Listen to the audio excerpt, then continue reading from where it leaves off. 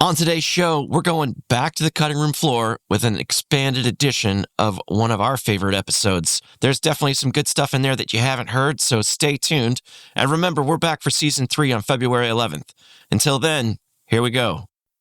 Welcome to Six Picks Music Club, a music podcast for people who know that edging isn't just part of mowing the lawn.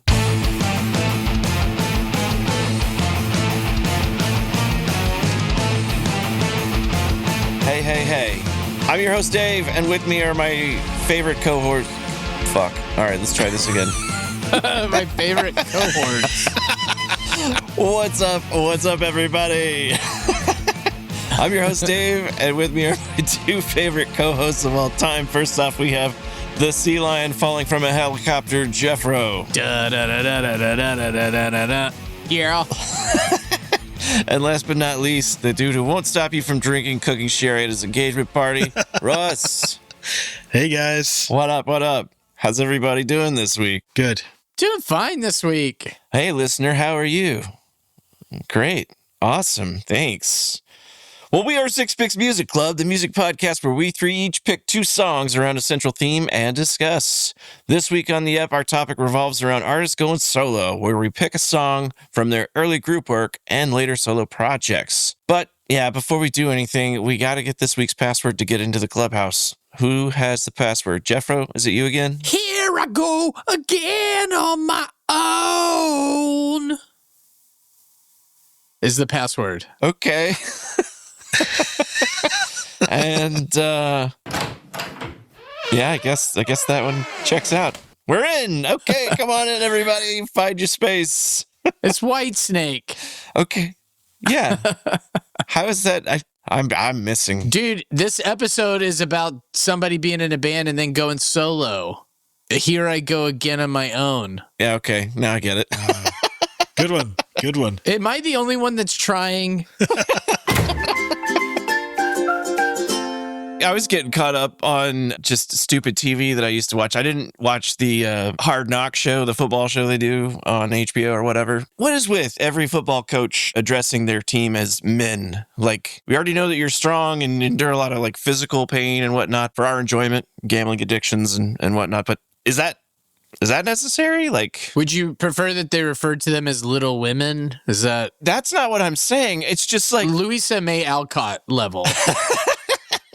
it's like they're addressing them because it's like, hey, I respect you, and all of these other guys are just they're not professional football players. So it just seems way too formal for a bunch of dudes that are sitting around all stinky in their jocks and, and towels and whatnot, right? It's the difference between empire and post-empire. Like Mike McDaniel, the young coach of the Miami Dolphins, he's not going up and saying, listen, man, because he's like the cool, the innovative young coach. Okay. But I bet Andy Reid calls his players men, because he's like 75 years old. Yeah. I'm like Vrabel. He's definitely calling the guys men kind of guy. It's like, I respect you too much to say guys. Dan Campbell of the Lions, I bet he calls his players men. These are just some strong men in here. We're men. All you other people, you're not men. It's emasculating. I don't know. It's kind of weird. Does anybody else want to go eat a quad shot Americano cup right now? Dude, honestly, I'd rather just drink it, but I guess if I gotta eat it too. It's weird. I just think it's weird, but maybe that's just me. It's because you've been indoctrinated by your household of women that you live in. You're starting to give over to their way of thinking so hard that you don't even understand why a man would call another man a man anymore. You've lost the ability to see it. No, I mean, I think men calling another man, hey man, man calling man is still fine, but man calling men is not, that's weird. Yeah, I don't mind if a man calls a man. I mind if a man calls men. I do not like that. A group of men in this like formal, like, you're better than everybody. It's just, I don't know. Men. They're all going to die when they're 38. So it's just like, what are we? Here we go. Death has reared its ugly head for the first time Since you were talking to men, calling men, Right. which I think we can file under the heading of Dave's issues with masculinity. Here's another one. Guys, some of their approaches to fatherhood they blow my fucking mind. And because they'll be like there are just some guys out there that think that babies and kids are a woman thing. Yeah. And they're like, I'll just make more kids and then all the women will deal with them and I am a free agent. Right. And they just live their whole lives like that. That shit is crazy town to me. I cannot even imagine thinking that. You know? I love that he has never said anything about this, but he's had a daughter for 3 weeks, and here we go. Shit, my little baby girl really changed me in my way of thinking about the world. We've all been thinking that for, 10 years, 11 years now, right, Russ? Yeah. Well, okay. So I heard this stat the other day. It was like 73% or 78% of millennials believe that they are better parents than their parents. Well, yeah. Which I think is right. Yeah, that's right. We're having kids later. Yeah. We have internet, so we go looking to see if there's a better way than just like beating the shit out of them, like, what? Let me beat the shit out of you. Okay, cool. Go get a switch. I'm going to whip your ass with it. Oh, my God. That's the generation that I came from, Yeah. we got hit. Get a cloth and a gallon of water. I'm going to waterboard you. Oh, Lord. Oh, my God, Dad. It works. It works. There are no more Legos on the floor. I'm telling you, I didn't say shit the rest of the day. Right. And it thwarted a couple of terrorist attacks that I was planning.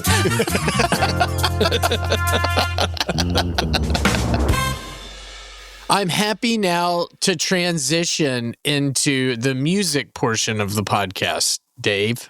Good. I'm happy too. Russ, when we thought about this topic, I know you're big on the let's see two sides of the coin thing. Tell me what you were thinking of when you started making your picks this week. My first pick is looking at the world around you, essentially. Okay. And the second pick is like looking at like your world.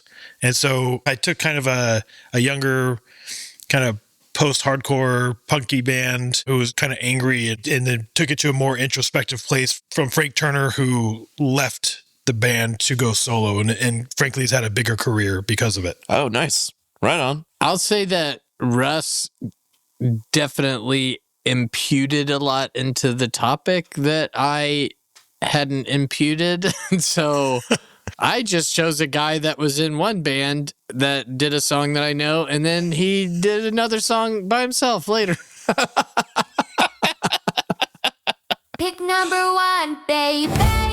Well, dang, Geoff, you wanna fire us off tonight? What's the first one you wanna talk about? Yeah, since obviously mine's the simplest. Like that's, I think that we've already established that. So I'll establish the premise. Easy on ramp a little bit. Yeah, and later we're going 115 miles per hour on the Autobahn doing Russ's picks, but mine are just like Student driver. Yeah, so it is very simplistic, which is I was telling Russ while you, Dave, were having technological problems for 45 minutes when we were trying to sign on to this thing. Yeah, it was a bit of a beating. And then you came in and ruined the call, and then we all had problems, and then we figured it out. Just to go back over it.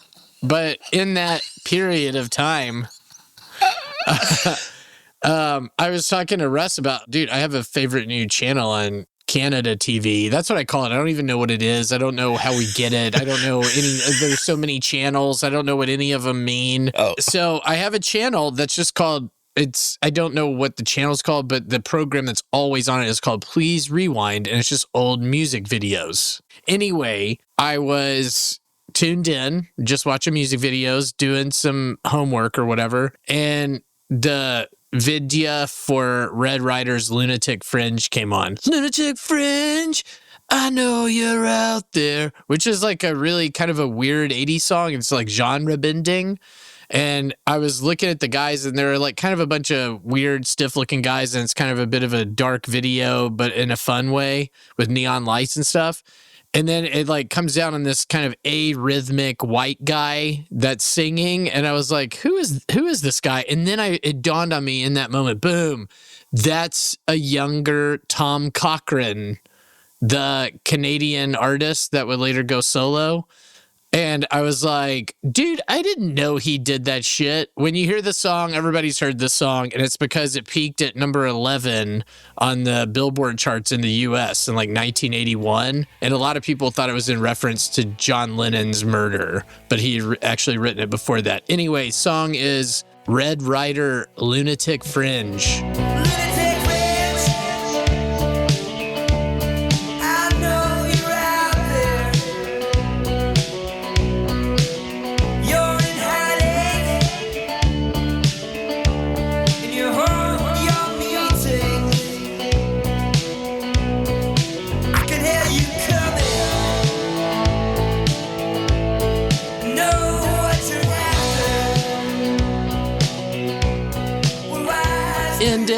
End it, maybe end it a little bit faster, but It gets on to Russ's favorite parts, the solos. So the great font of factual information, Wikipedia claims that he wrote this song about anti-Semitism in the United States in the 1970s. Yep. Nazism and like racial discrimination, right? Yeah. But he decided to record this song on the evening of John Lennon's murder. Ooh. So that's why there was the connection to John Lennon. Ah. What do you guys think about this song? Well, you've heard it, right? Oh, yeah. Yeah. Yeah, I wouldn't say I've heard this song a lot in my life, but I've always been like intrigued by it because I was like trying to place it, and I was like, where does this, like, when did this song happen? Yeah. I know I've heard it a number of times here and there. It's like a classic rock song. Right. It used to play on the radio all the time, but I've never looked at the lyrics before now. And I'm like, what is going on in this song? I know, it's fascinating lyrics, and it's about the lunatic fringe, like the crazy people. And it's almost like in some ways predicting 30 or 40 years after it came out, like with the internet and everything. Oh, yeah. Absolutely. So it's kind of prescient in a way, but I've never known anything about it at all. And it's because it's by a one-hit wonder, Red Rider. You've never heard of them. You know the song. It's on my playlist, but I had no idea until I saw this music video that it's Tom Cochrane. It's a shit pick! Is the lead singer of Red Rider, which is a big deal for me for a couple of reasons. One, I now live in Toronto, and he is Toronto-born rock and roller. Okay. That has traveled the world, and he's a good human. He's won awards, but he's also promoted peace and etc. Like, he's a good dude. Yeah. No, he's known for philanthropic. That's not right. Philanthropic is the lead singer of Pantera, right?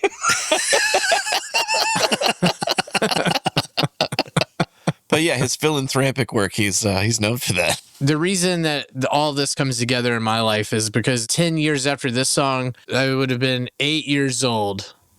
My number one song in the world was Tom Cochrane's Life is a Highway.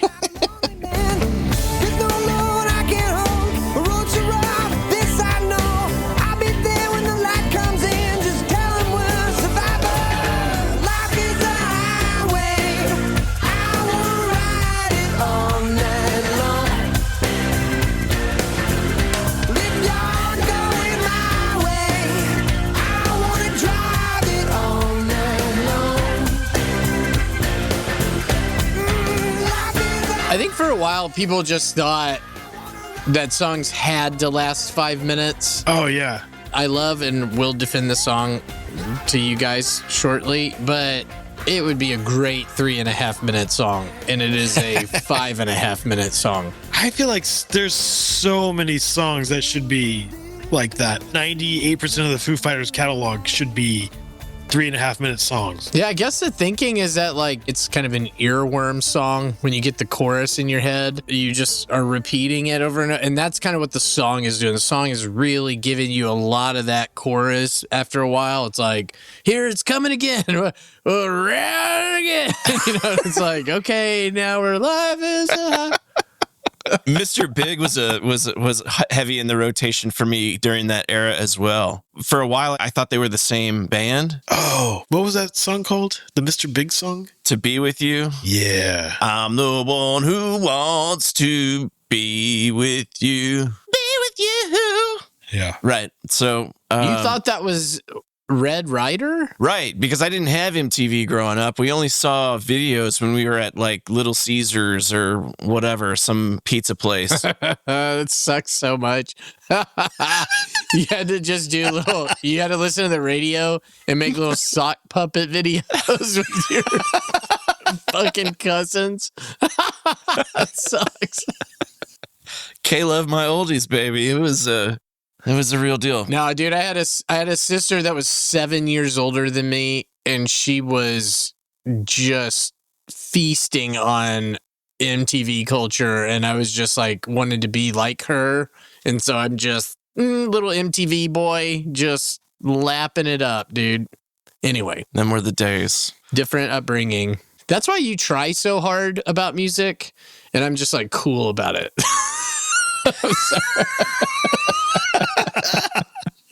Yep. Just kidding, dude.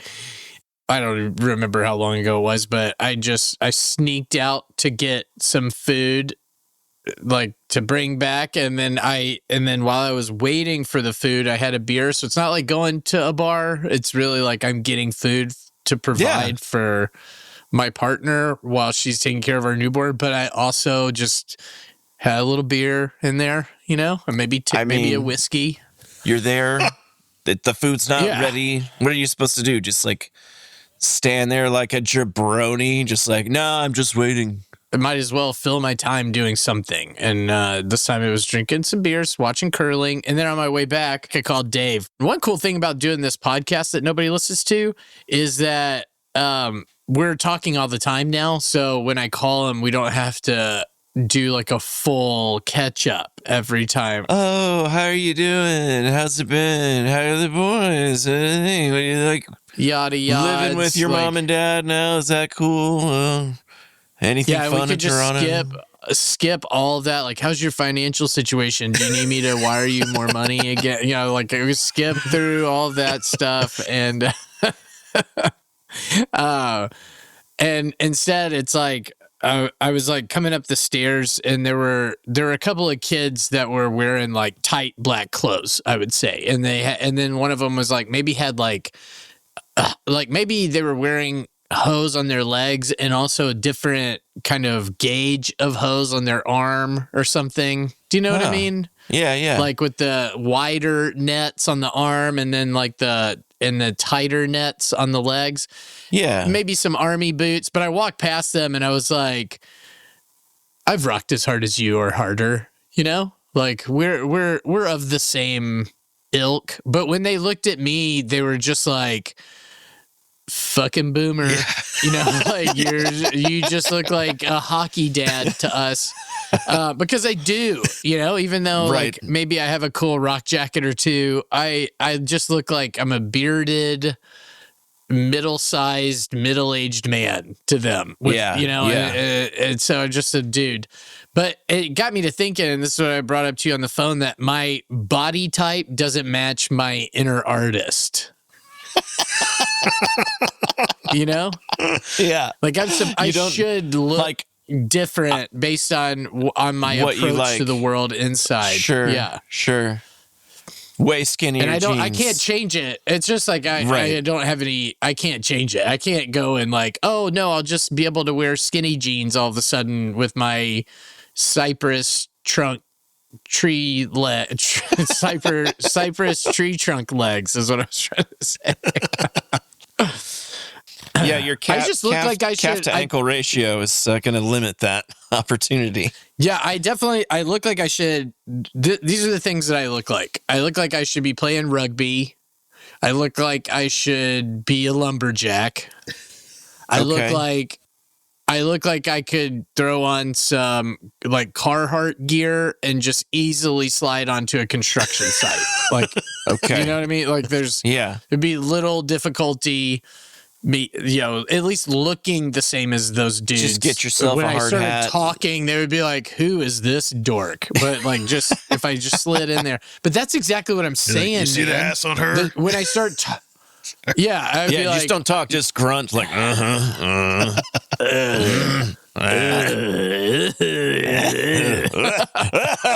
guy fits right in, y'all. Love this guy.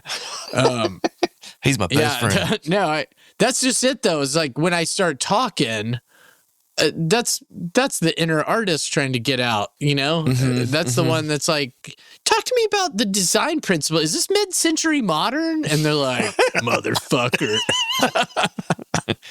Get a rope. yeah, get a rope. I remember those old El Paso commercials from it was Pace Picante sauce. Yeah. This stuff's made in New York City. New York City. Get a rope. Like they're going to kill the guy over that. They do like their hot sauce. It's funny. When growing up, I think that was called hot sauce. And now I know what hot sauce is. It's not Pace. Like Pace is kind of like ketchup salsa. Oh, but, yeah. It's like, Yeah. It's gross.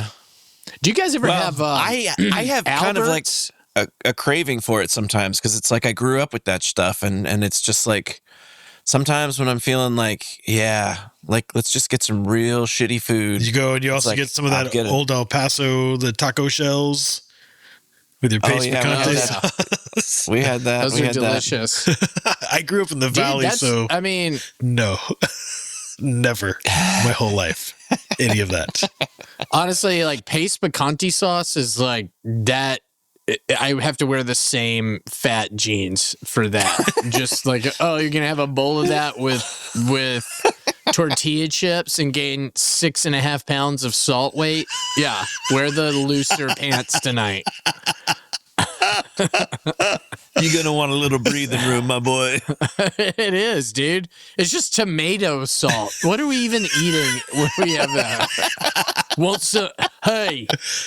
Want some tomato salt with little green peppers cut up in it? Yeah. Yes. Can I put it on the saltiest yellow round corn chips of all time? Fuck yeah. Gimme. And I'll follow it up with a big old... Get a rope, because I'm going to need to hold up these jeans. Popping off. Oh, good one. Very nice. Well, yeah, I think that's a quality story. Anyway, what were you saying about Life is a Highway? You thought it was a Mr. Big song. In my age of innocence, where I'd never seen a woman's boob, I thought these were the same band, but they're not. And I appreciate you picking it and reaffirming that for me, because I didn't know, like you said, the one hit wonder, the Red River song. Like I didn't know that was Red River, but I knew that song. But with Red Rider, like it's like you said with the one hit wonder thing. Like I knew that song, but I didn't know that band. Yep. Great with the Tom Cochrane pick there. Thanks. I really love Life is a Highway. It's a positive message about traveling the world, which Tom Cochrane is also. He's a philanthropist and world traveler. And in 2016, Manitoba named a section of the provincial road 391 Tom Cochrane's Life is a Highway. So it's got that going Nice. for him. I guess it's Tom Cochrane's Life is a Highway. Oh, that's funny. Yeah, Tight Life, got it. Great. Didn't he win like 8? What is the Canadian award for music? Yeah, I just call them like Canada things. He won 8 Canada things. The Juno Award, 8-time Juno Award winner. I still haven't updated about that. I just call them Canada things. Canada things. But those are good. Yeah, people like those, I think. Yeah. So you pretty much have Leonard Cohen, and you have Broken Social Scene. Broken Social Scene and Tom Cochrane. That's what you got. That's Canadian music. Oh, And Kitty. Bare Naked Ladies and Kitty. And You get a lot of bands from Canada. Guy Garvey, right? And Guy Garvey from no, Canada? Guy Garvey's not from fucking Canada, dude.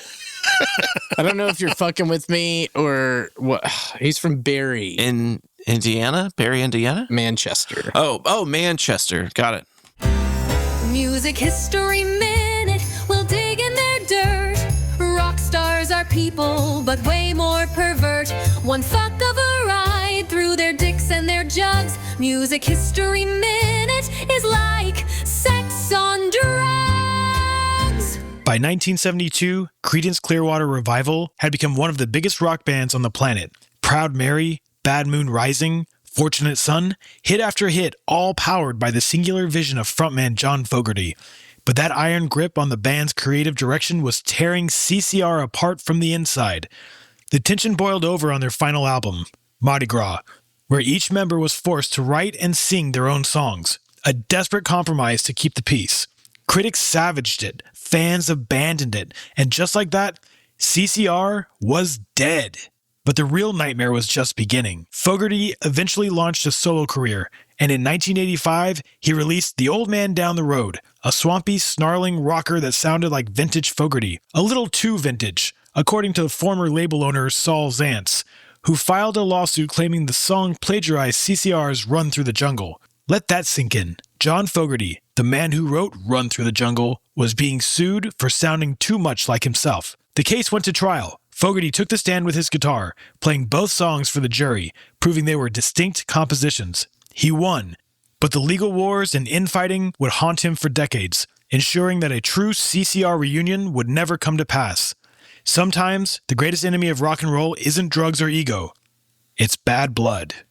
Music History Minute is like sex on drugs. All right. I feel a little bit smarter and know a couple of things thanks to that Music History Minute. Be sure to tell your friends. Welcome to the Middle Pick Fuckers. Russ, I would love to hear from you about your picks this week. Coming with our post-punk picks for the pod. What do you got? There's so many P's. Jesus. Yeah, a lot of peas. That was like you wrote it and then said it bad. I wish I could say I wrote it. I just said it bad. Yeah. So as I was saying earlier, I took a band, Million Dead, which is kind of a post-hardcore, high-energy band, who was commenting on the world around them. And this particular song is called Charlie and the Propaganda Myth Machine, off of their 2003 debut album, A Song to Ruin. Walt Disney is pushing social and sexual hierarchy. Life bedtime stories and damn TV come read about Jimmy Jimmy's. Why does imagination loves his clouds to put away? Willy Wonka was a capitalist confidence trickster, a poster boy for neoliberalism. May I make a bold statement? Sure. You've given us 30 picks by now, Russ, in all of our recordings. Yep. That one for me would be number one so far. It hangs out in that timeline where most of your picks come from, so it's... Yeah, I could hear that. The 90s. Is that what you're trying to say? I went to my grandpa file of... No, but I'm just saying it kind of fits in there. It's like, I mean, because it kind of give off like at the... It's like 2003, right? Yeah, at the drive-in vibes. Yeah. Stripped down and a little more raw, probably. Is it before or after them? After, yeah, for sure. I was going to say that it sounded like at the drive-in for sure, with all the tempo changes and stuff. It's like at the drive-in and Rage got together and just Yeah. kind of had too much whiskey and then like had this child. Yeah, and like, oh, I'm going to try to squeeze neoliberalism into the lyrics here. I think I could do it. They definitely did. There's that line where they're talking about the if every child chased dreams of societal reorganization in place of sweet rappers, we'd have ourselves a preschool army, is basically what they're saying. And, you know, but I mean, what kid is going to do that, right? So it's just funny how they know that going after children right away is whatever it is. I mean, one of the best lines is when they call Willy Wonka a poster boy for neoliberalism, which is, I think, hilarious, right? Yeah. Neoliberalism, McDonald's, and sandwiches. If you think about it, Willy Wonka had a monopoly on chocolate and candy, right? And in that story, and neoliberals love wealthy entrepreneurs. And while Charlie may have been the story's hero, everybody loves Willy Wonka. Yeah. Yeah. Right? He's like the best part of the story. The Gene Wilder one, he's terrifying. Willy Wonka is scary. Absolutely. He's scary, but he's still the best character in that movie. Oh, yeah. So I just saw an interview with him where he was talking about how he wouldn't do the movie if the director didn't let him come out doing the cane bit. Gene Wilder? Yeah. He comes out and he's looking like an old man and with the cane, and it sticks in the ground, and then he rolls into the somersault. Spoiler if you haven't seen the movie. But then he jumps up. But he was like, I'm not doing it unless I get to do this scene this way, because like from the very beginning, it makes me this unreliable narrator. I'm this character that you can't trust. You don't know like what's real or what's not. And like throughout the whole movie, it's just he's telling people the truth. He's kind of bending the truth. And then at the end, when he gets into that confrontation with Charlie, like he rehearsed it a completely different way with this kid, and then told the sound guy, he's like, hey, watch yourself, because I'm going to blow this kid up. And I haven't told him, so I want it to be real. And then he lays into him, and it just like the kid almost, you could see him start to cry in the movie. It's just like, yeah, Gene Wilder's a fucking dick. Oh, that's crazy, dude. But yeah. That's awesome. Good day, sir. Good day. I said good day. Nothing. You get nothing. I love that he just starts off like getting right into Walt Disney. It's just like, Yeah. oh man. Yeah. This song is about corporations. It's angry, and yeah, they're going after like the commercialization that starts at the beginning of our lives. Like as we're like children, like that's where they get us and they take us the whole way, right? Yeah. I feel like the band just comes out and they just like, they grab you by the balls, right? And they're like, listen, here we go, which is kind of fun. You got Frank Turner, who is just wailing above the mix, just emoting during his screams. And he's also melodic and versatile within that, which is cool. And then he's got a pretty good singing voice too. It sounds so different on Frank Turner Overdrive, though. Yeah, it's because of Randy Bachman, you know? Is it because of the Overdrive? I ruined the joke. I'm sorry. I was trying to do yes and damn it. You ain't seen nothing yet. Baby. Okay, no, keep going, Russ. Sorry. No, you're good, man. You're good. Jeffro's terrible fucking ruining of my joke. Yeah, sometimes I miss. It's not as much as you guys, but sometimes I do. I'm like a 88% free throw shooter. But there's still 1 out of 10 that I'm going to miss for sure. Oh, God. Sorry. You guys are like Shaq at the free throw line. I am fucking Shaq at the free throw line. That's for sure. Yeah, Dave's more like, he's like Sean Marion. Like you shoot weird, but you're going to make like 75% of them. Thanks. That's cool. Please keep going. Rustifer. So we said earlier, the song is about the commercialization of our lives, starting when we're children. And, you know, they've come out, they fire shots at Cadbury, McDonald's, and specifically Roald Dahl, right? The song is oh, yeah, a play on Charlie and the Chocolate Factory. Dude, I've long thought Cadbury needs to get it. They've been on your hit list for a while. Yeah, dude, they just, here's more eggs, and I'm all like, fuck eggs, Cadbury. I'm moving on to omelets, you son of a bitch. I mean, you've always known that about me, Dave, that Cadbury just, in all of its abuses. Well, here's one thing. They're disrespectful to bunnies. That's true. It's like bunny blackface, chocolate bunnies. It's not okay. Oh, no. How have they not been canceled yet? That's just like... Are they getting bunny consent? Certainly not. And did they get the copyright infringement issue worked out with the image of that first bunny? No. That bunny that's on every one of their molds never got any kickbacks, nothing. The family is destitute. Like, it's unbelievable.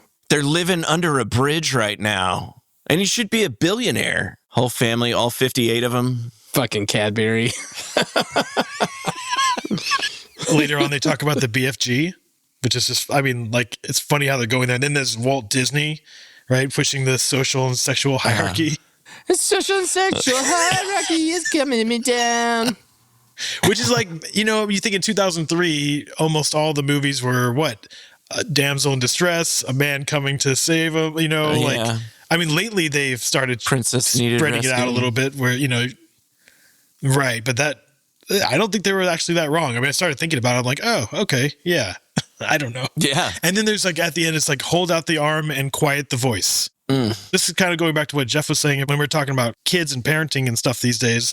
And like the older generations believe that children should be seen and not heard, and that the youth's voice and ideas, you know, they should be silenced and just do what they're told, right? Just be formed into the person that current society wants them to be, like apathetic and unquestioning followers, right? And I think maybe because we are spending more time with our children and treating them as people more so and not like, you know, farm hands or whatever. You know, you hear how Gen Z's constantly being considered more empathetic and kind toward each other, right? Yeah. And I think it's because their parents are the ones who started this. Okay. I was going to agree with Russ that while we were all children listening to Green Day's Liquid Dookie record, we were coming up with better ways to be parents.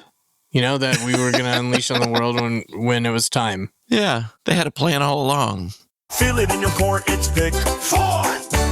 Let's hear what this motherfucker has on his solo shit. In 2005, Million Dead broke up, and Frank Turner's gone on record just talking about how at the end everybody wanted to kill each other, and they were just riding around in this van, and he was proud of the music they made, but that band had to break up. So he broke out and has turned it into a very successful solo career. And the solo song that I'm picking tonight is called 4 Simple Words off of his Tape Deck Heart album.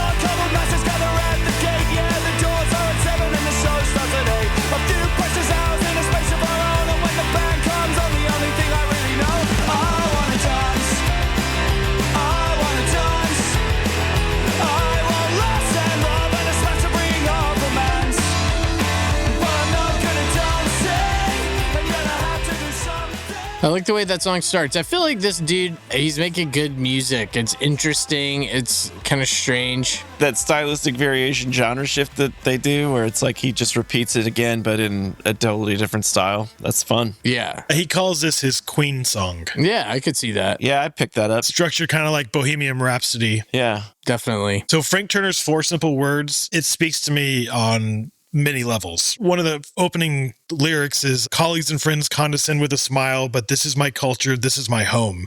And like, I get that. I feel like he's talking about the punk rock scene. Yeah. And I feel like I deal with that every week with you guys, right? Like you guys are like, oh yeah, great. Cool. Nice one. Good one. Okay. Moving on. Let's get to the music that we do like. Let's cut him off a lot and just see what happens. Yeah. We only have him here for our own enjoyment. You go to a show because you like a band, right? I mean, Right. Who do you know anyone who buys tickets to a show they don't like, to a band they don't like? Like, I mean, I think maybe outside Not of anymore. Not that they're so expensive now. Nobody just wants to go hate watch for $150. right. So yeah, those Coldplay tickets are not coming home with me. Speaking of bands you don't like, Vampire Weekend, so on Sirius XM&U, they're doing 4 straight days of Vampire Weekend, like Friday, Saturday, Sunday, Monday, which is like my exact worst nightmare. What the fuck is that all about? They're playing here in Austin on Monday for they played here for the Eclipse. Like they did a show in the middle of the day. It was just like a 1 o'clock show. And then it was like they did a set. That's cool to play during the eclipse. I like that. Yeah. But so I like that bit of showmanship, but the music for, I don't know, for maybe 10 minutes is too much for me. But then for 4 straight days, this dad is tuning out. Well, So yeah, Russ, back to you. I don't think that I'll buy a ticket for a band I haven't seen before or a band I haven't heard before. But yeah, but if a band I looking to have don't a like, good time. I'm just like, right. yeah. You're not going No. to hate pick that, right? I mean, Right. the only person I can think of who did that was Geoff when we went to go see Spoon. Yeah, but so a couple things. I feel Came bad around. about that. I like Spoon now. And I was also I feel bad because I was being a little bitch. You guys got me a ticket, and I was like, oh, I was going to go over to this other thing. Okay, I guess I'll go. And I was protesting too much. And now that I'm an older person, I'm like, just hang out with your fucking friends, you idiot. You know, just go back in time and hang out. And I did enjoy. I had fun. Anyway, I was being I know. But you weren't there to like have a bad time. It's just one of those things where you're like, okay, you know, like, so he's talking about the punk rock scene and pretty much, you know, the shows he's at or he goes to with like-minded people who just are there to have a good time, which I think is cool. Right. I mean, I think we all understand that.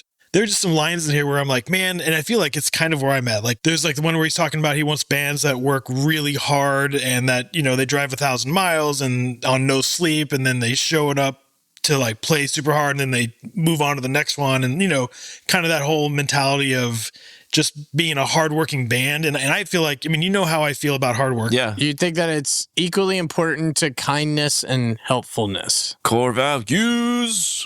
Yeah. Yeah.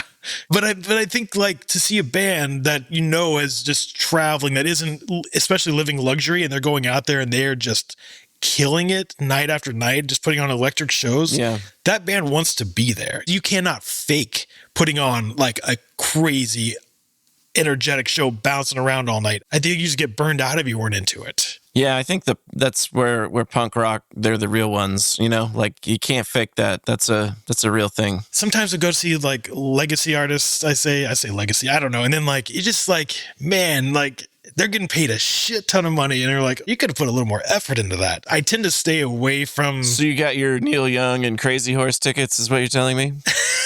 Dude, he'll go up there and he'll still grind his axe, man. And Neil Young will impress you for an 80-year-old man. I envy his energy for sure. That's awesome. Yeah, and I think that's the band I want to see. I'm sorry, this is not related to the pod, but I just got a text message from friend of the pod. Could I read this text message for the amount of life that it conveys in one paragraph? Do you want to hear this? Yes. I hope you're doing well, Jeffrey.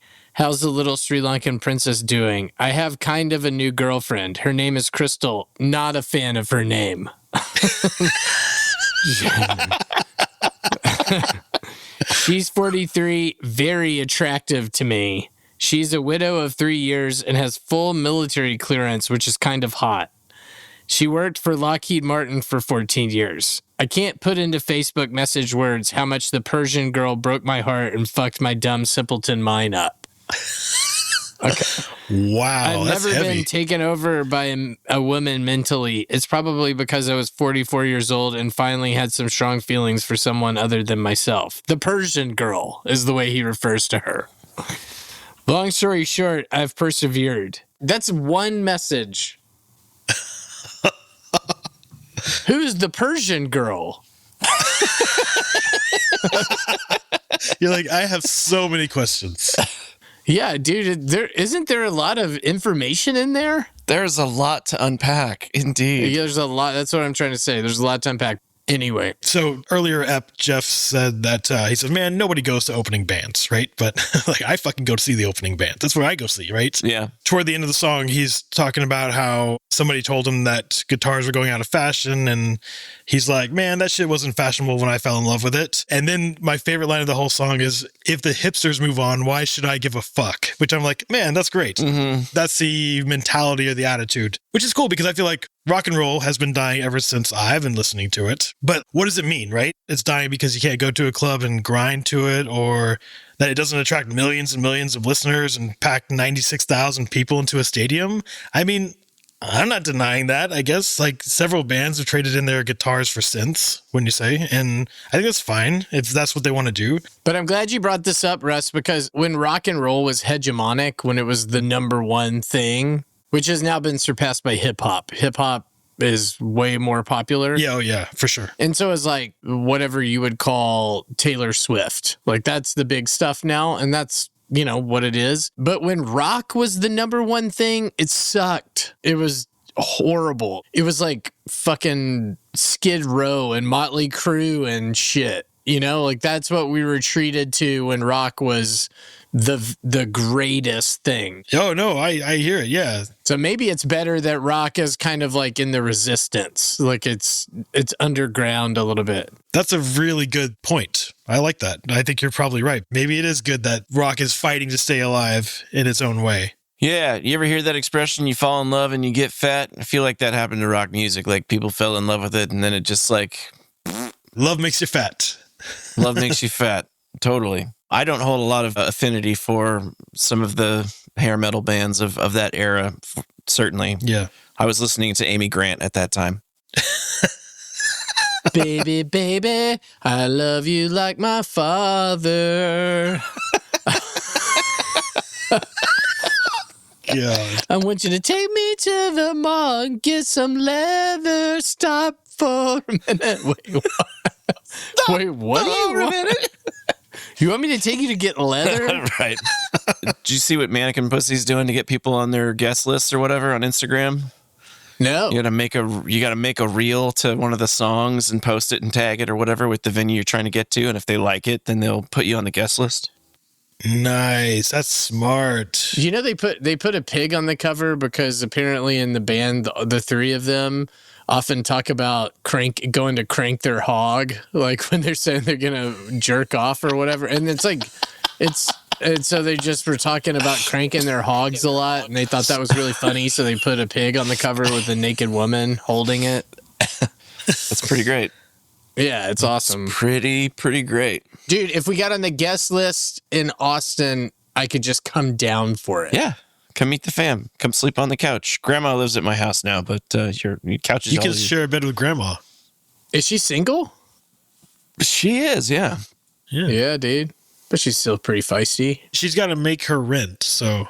She's single. Yeah, she's single and thirsty, if you know what I mean. She does drink a lot of coffee. That's true. I drink a lot of coffee. Sounds like a match made in heaven. I'm there. Into it. Getting hot in here. Plus, her phone always has a problem, and she has to show you what's going on with it in her room. So, yeah. I don't know. Could you help? I need to put it on the charge, but could you help me get through this app? Yeah, I could. So that's Pillow Shitter Killer, right? Who's living with you? Yep. Yeah. Yeah. Pillow Shitter Killer? Oh, the cat thing. Yeah. Yes. Yeah, that's the Pillow grandma. Shitter That's the Killer. grandma that killed Pillow Shitter. Dude, Pillow Shitter Killer is a good album name.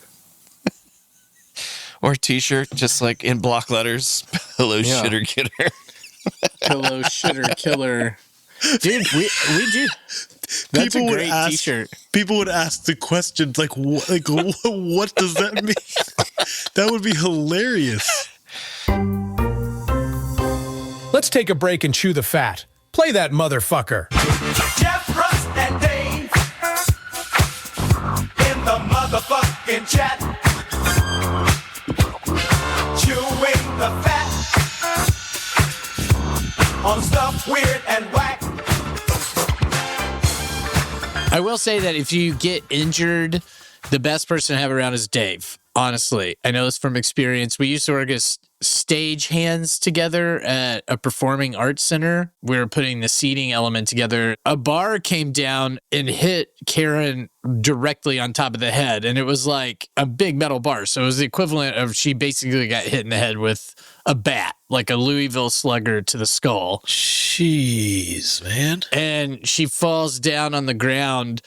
And I was just simply processing the series of events. I was sitting here looking at her like, oh man, you just got fucking cranked in the head by that seating element. Oh, are you okay? Like, and she was dazed and obviously like bleeding. And I was just trying to communicate with her. And Dave, meanwhile, was ripping his undershirt to make like a skull cap for her. This is true. By the time I was even like processing what was up, and then he like scooped her up and got her to the hospital somehow. I like all in like what felt like 5 seconds, and it was incredible. And I was just like, anyways, like, do you think we're still gonna go get coffee later, or like, are you hurt? That's Boy Scout training, huh, Dave? Yeah, Boy Scouts, grew up with all that and everything, Eagle Scout and such, but that's first aid stuff that we learn or whatever. But I actually did do the Heimlich maneuver one time at work years later. In like 2012, I was working at a department store out in California. I ran restaurants for them. That sounded like the beginning of a story, like from a Western. I was out at work at an old diner in the stagecoach era. Just on the other side where the 49ers first pitched their tents. Wait, what? When did you do that?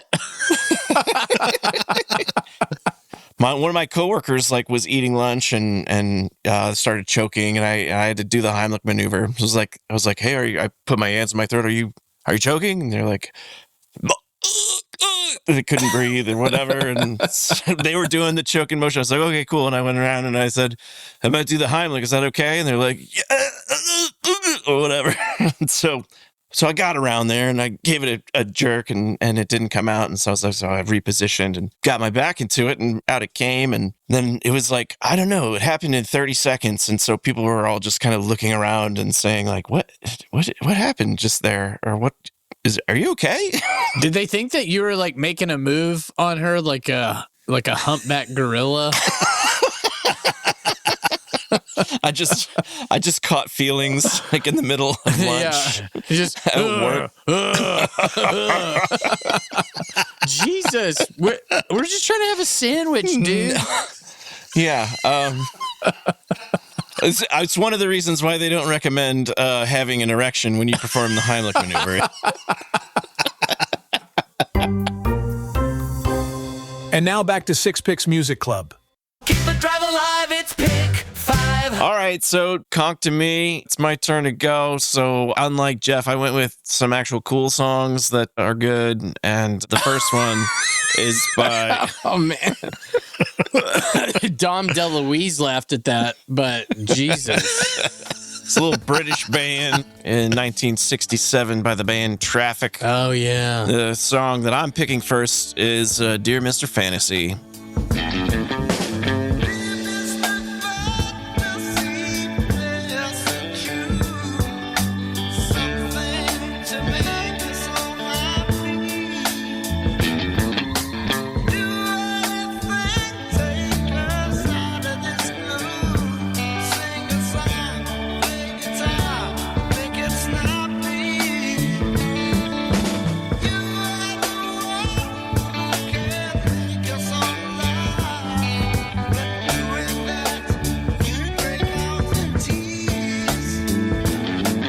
Yeah, man. It's a psych rock song from the late 60s. Mid to late, was it 67? While Steve Winwood didn't actually write that song, he did the music. I am going to focus a little bit on the Steve Winwood element here.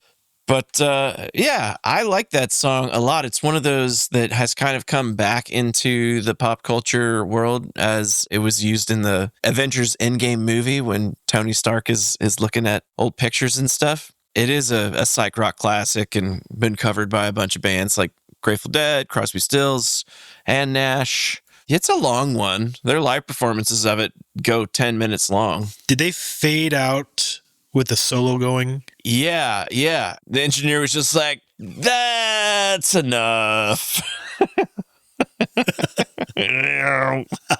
There's a lot of like late 60s drug references in there and talking about getting to a higher plane, and that flute solo is a real trippy kind of feel to it. Dave's always been a sucker for flute solos. I love a good flute. The lady I took to senior prom, she was in the band and she played the flute, so maybe there's something there. The skin flute? I bet she did. No, I did not. I did not say that. She played the instrument of the flute, not the... Golly, you guys. Killing me. This was the titular single off of their debut record. Half titular. Dear Mr. Fantasy is the name of the record, as well as... Oh, is it just Mr. Fantasy, the album? Oh, please don't be discovering an insignificant The album is God. just titled Mr. Fantasy. So it's a half titular song. Yeah. Great band, great song. Love it. But, unexplained departure. Steve Winwood never really says a clear explanation, but rumor has it that there was a little bit of a disagreement between guitarist Dave Mason and he left the band.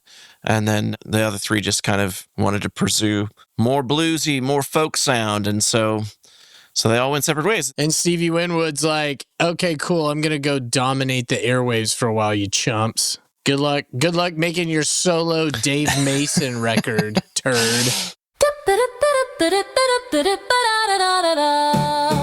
Tit pick, baby, tit pick. Fuck yeah.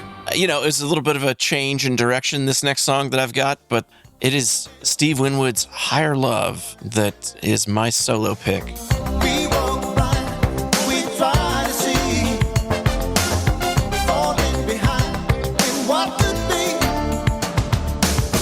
Bring me a higher love. Bring me a higher love. Oh. Bring me a higher love. With that higher love, I keep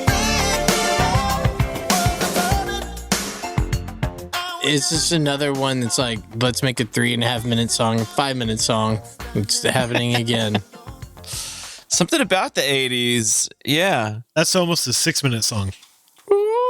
Got some average male penis length there. What's the higher love that he's been waiting for? What are we talking about? Well, so they do talk a little bit about transcending beyond a romantic love, but like a spiritual thing. So With a partner or with like God? What are we talking about? it could be whatever you want it to be. Is it on an airplane?